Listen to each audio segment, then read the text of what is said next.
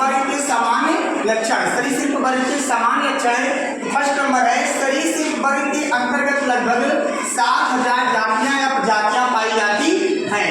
यह असमतापी शीत रुधिर वाले असंख्य प्राणी होते हैं। असमतापी का मतलब होता है कि ये शीतियों में, गर्मियों में, बरसातों में कहीं पर भी रह सकते हैं, कोई दिक्कत नहीं है। तीसरा नंबर है, जंतु का त्वचा सूखी तथा खुरदरी होती है। जंतु का जो त्वचा होता है, जैसे हम लोग का त्वचा है, तो ये क्या होता है, सूखी होती है। कैसी होती है, सूखी होती है और खुरदरी होती है। 4 नंबर है, त्वचा पर सल्कों का बाह्य कंकाल पाया जाता है। आप लोग चित्र में देखें, त्वचा पर सल्कों का ये सब क्या है, सल्क है। त्वचा पर सल्कों का बाह्य कंकाल पाया जाता है। इसके बाद अगला नंबर है, जंतु का शरीर शीर्ष, ग्रीवा, धड़ तथा पूंछ में विभेदित होता है या बटा होता है। देखिए, जंतु का शरीर जो है ऊपर ही आप लोग देख रहे हो, ये सिर है, ये आपका क्या जो बी जैसी कर बना है, ये क्या है, गर्दन है। ग्रीवा जिसको आप लोग बोलते हो, ये यहाँ से लेकर यहाँ तक पूरा भाग आपका क्या है, धड़ है, और यहाँ से लेकर यहाँ तक का आपका भाग क्या है, पूंछ है,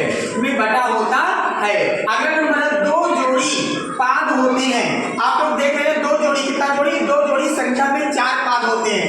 तो देखिए 1 2, एक जोड़ी पाद ऊपर है और एक जोड़ी पाद नीचे है, इसलिए कहा गया 2 जोड़ी पाद होते हैं और संख्या में 4 पाद होते हैं। प्रत्येक पाद में नखर युक्त 5 उंगलियां होती हैं। आप लोग देख रहे हैं प्रत्येक पाद में से, एक ही पाद में आप लोग देख रहे हैं 1 2 3 4 5 जो है मतलब उंगलियां, और जो कि 5 उंगलियां क्या होती है, नखर युक्त। आप लोग देख रहे हैं ये सब क्या है, नखर युक्त होती हैं, और कुल मिलाकर 20 उंगलियां होती हैं। ठीक है, श्वसन क्रिया फेफड़े द्वारा होता है। जैसे हम लोग श्वसन क्रिया फेफड़े द्वारा करते हैं, ऐसे छिपकलियों में भी श्वसन क्रिया किसके द्वारा होती है, फेफड़े द्वारा होती है। मानव में आंतरिक निषेचन होता है। मानव में क्या होता है, आंतरिक निषेचन होता है। एग्जाम्पल देखिए, छिपकली, सर्प, गिरगिट, मगरमच्छ आदि। तो हम आप लोगों को छिपकली के बारे में बताएंगे। तो देखिए बच्चों, छिपकली का नामांकित चित्र बनाया गया है।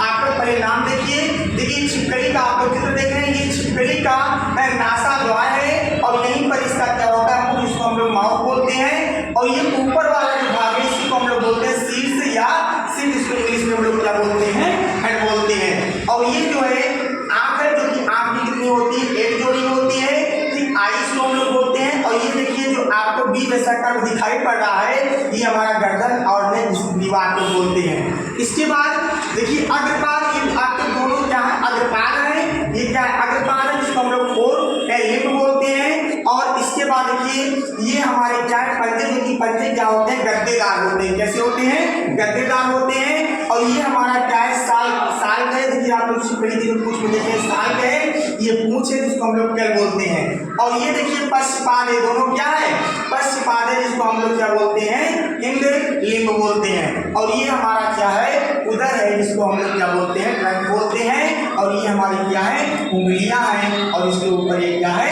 नखून है। तो आइए हम आप लोगों को छिपकली के बारे में बता रहे हैं। तो देखिए छिपकली, यह भारत, लंका, श्रीलंका, चीन, अफ्रीका आदि देशों में पाया जाता है।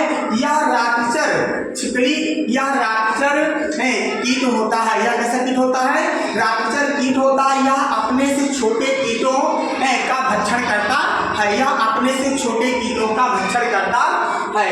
और छिपकली को वाल लिजार्ड के नाम से भी जाना जाता है। छिपकली को वाल लिजार्ड के नाम से भी जाना जाता है। छिपकली का शरीर पतला, छिपकली का शरीर आप लोग देख रहे हैं कैसे होता है, पतला, सिर, धड़ और पूंछ में विभेदित होता है। आप लोग देख रहे हैं ऊपर क्या है, सिर है, ये यहाँ से लेकर यहाँ तक क्या धड़ है, और पूंछ में क्या होता है, विभेदित होता है। छिपकली भूरे रंग की होती है। छिपकली का रंग कैसे होता है, भूरे रंग का होता है।